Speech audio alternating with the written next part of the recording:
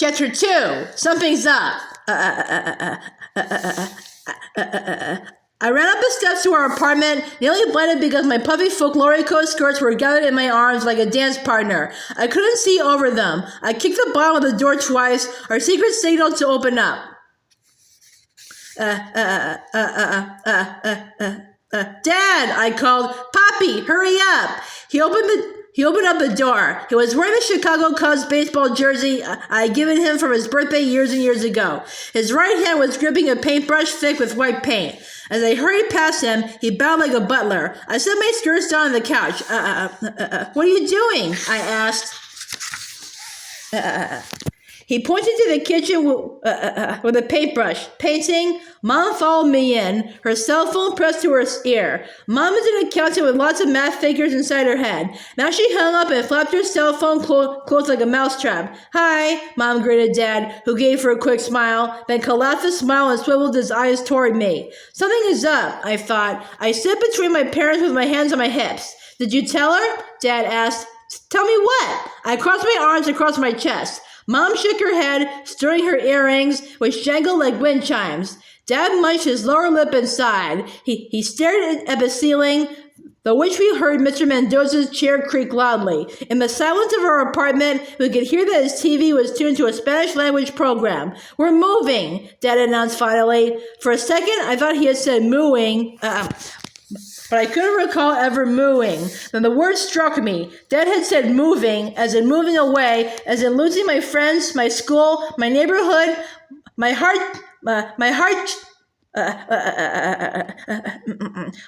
chart on my bedroom door frame. You're kidding, I said in disbelief, flapping my arms at my sides like a penguin. I noticed that the paintbrush in Dad's hand was beginning to run. Now I understood. Dad was spiffing up the apartment because we were moving.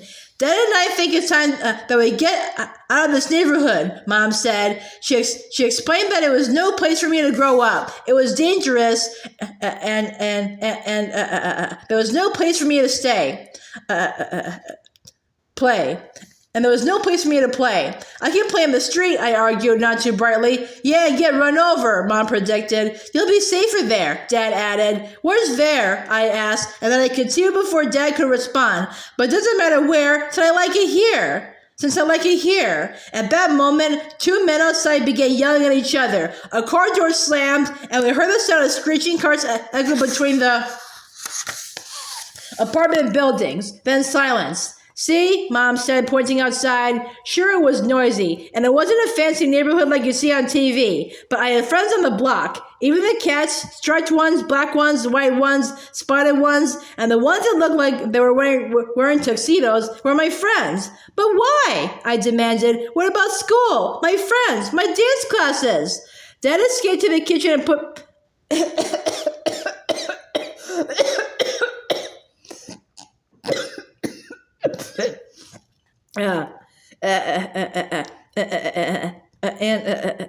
put the paintbrush in the sink. He came back to the living room, but seemed in no hurry to tell me why we had to move.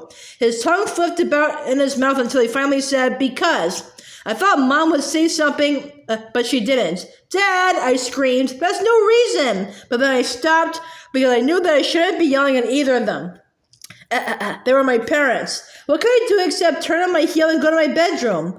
I flung open the door and threw my skirts and myself onto my bed. I stared at the stars pasted to the ceiling, pale now. I don't want to move, I cried. I looked up at the shelf where my stuffed animals sat like judges. They, too, appeared sad. I pictured packing them into a box for their journey to a new house.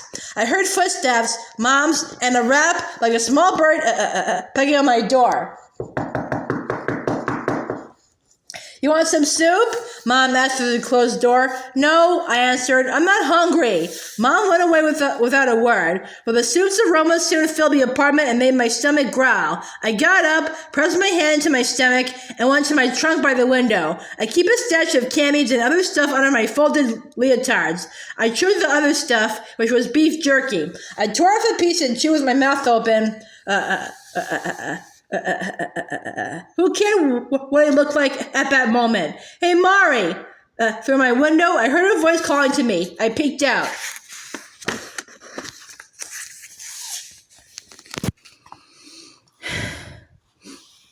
It was Victor from down the street. When I raised the window and stuck my head out, he hollered, we need another girl playing for our team. The boys were playing basketball in the street. The hoop is a rim from a bicycle wheel that Dad had nailed to the telephone pole. I can't play right now, I said. Why don't you get Becky?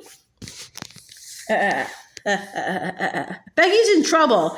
Her mom won't let her out of the house because she used a blender to mix some cement. Mix cement? I was scared to ask. Victor stood looking up at me. He seemed so small in the street, and he would get even smaller once we moved away. He's one of my best guy friends. He always lets me shoot baskets, even though I'm not really very good. Wait a minute, I hollered. I got up, opened the trunk again, and reached for my stash of candy. I scooped some up in my hands and leaned out the window. Here, I yelled, catch! I sent the candy raining down on the street. One of the candies, a jawbreaker, landed right into Victor's outstretched palm. Sweet! He yelled after he unwrapped it and stuck it in his mouth. It's watermelon, my favorite. I didn't say why I was giving my candy away, that we were moving and that Mom and Dad would probably make me get rid of things. No, I just closed the window and stayed there in my bedroom. Even though I wasn't in trouble, even though I didn't know where we were moving, or really why. Instead of wallowing in self-pity, I decided to practice. Dancing always makes me feel better. Besides, I wanted to work on the dance step maestra the villa had taught, or had tried to teach us that morning. It is called El Caminan. El Caiman, and I had to memorize it. It is a tap, tap, tap of the left foot, swing to your left, and tap, tap, tap with the right foot, and a swing to the right. Then there are Florian steps in place and a full circle with your partner, who then pretends to plant a kiss on your cheek. Mwah. Asco! Yuck! I kissed the air just a little peck, like when I kissed my Uncle Julio's shiny cheek. I was practicing this new dance when I heard what I imagined were dance steps from the apartment above. I stopped, listened. I heard a few more steps, then nothing. That's weird, I said to myself. I know that Mr. Mendoza doesn't dance, he only shuffles. Plus, he's too old. I started practicing again. But when I again heard steps from above that echoed my own, I stopped and stared at the ceiling. But this time I didn't stop. I sat down on my bed and I listened to the crisp dance steps that carried the rhythm far better than mine had done. Am I going crazy? I wondered. I shouted at the ceiling, Mr. Mendoza, is that you? There was a long silence and then a clink against my window. I hurried to look out the window. What? I asked as I shoved it open and leaned out. It was Victor with his basketball team behind him. His mouth was smeared with candy. He cleared his throat and asked, you got any more, Marisol? I pished out one more handful of candy and watched the boys scramble to catch it all. But I closed the window and raised my face to the ceiling again. Who is up there who dances better than I do? That afternoon, Mom and Dad prodded me into the van for the 30-minute drive to our new house, which we explained as it displays. The drive was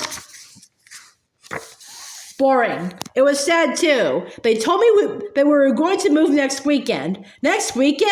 Like in 7 days? Like before Halloween?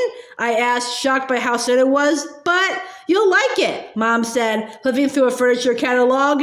Instead of acting like a big baby, I bit my tongue and counted to 10 in Spanish before I said weakly, maybe I will. I was upset, but I regretted my earlier tantrum. You'll have your own bedroom, Dad said brightly.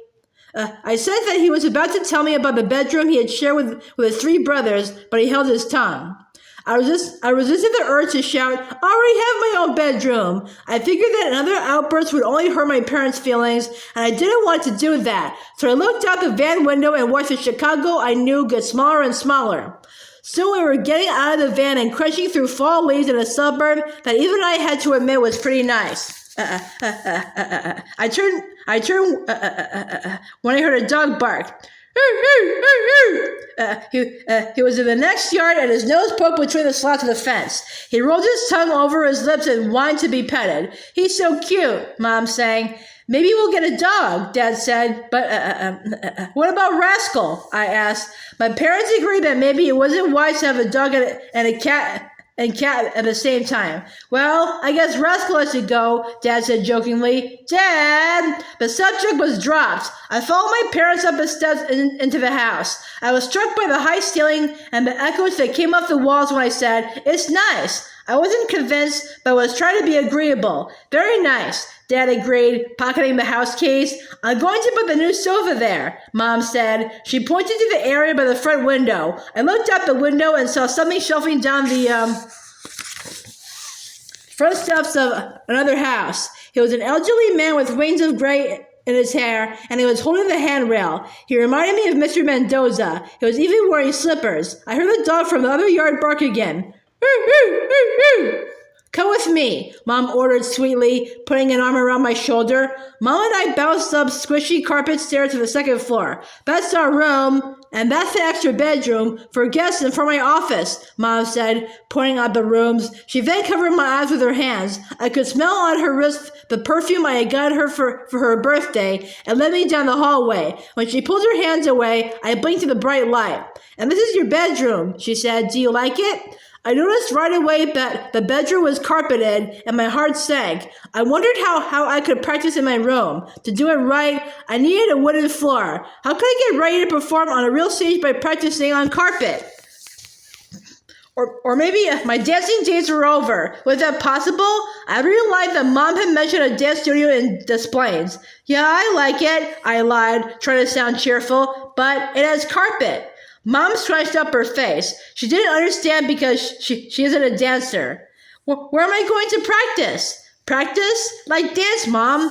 Mom was going to say something when her cell phone rang. This gave me time to look up at the bedroom window where I plan to spend a lot of time leaning on my elbows looking in the direction of Chicago, which is my real home. I would miss my school and friends and all my neighbors and my dance classes. I would even miss the city noise Mom and Dad complained about, and poor Rascal would miss his cat friends. From the window, I spied a girl about my age playing with a dog that we had seen earlier. Her sweater sleeves were long, and her hands were hidden in them. The girl looked up, and for a split second, I had a dumb thought of ducking from view. The girl waved a hand hidden in the sleeve of her sweater. I waited to form the word hi on my lips, but I turned away when my mom called me. Mija, Ven, come and see. I found Mom in my parents' bedroom. She led me into the attached bathroom where Dad was sitting on the edge of the biggest bathtub in the whole world, and all the world that I have seen so far in my 10 years. Chihuahua, I crowed. I pictured the whole neighborhood getting into the bathtub. I pictured myself sitting with a soda on the edge of the tub. Ah, what a life, I thought. It is 6 jets, Dad remarked. He was wearing his funny reading glasses and was studying the owner's manual. That's 2 for each of us, I remarked. Dad took off his glasses and wiped them as if they were steamed up. Don't even go there, he warned. Right then, I knew that the tub was off limits. I pictured all my friends climbing out of the tub, dripping water as they descended the stairs. The party was over.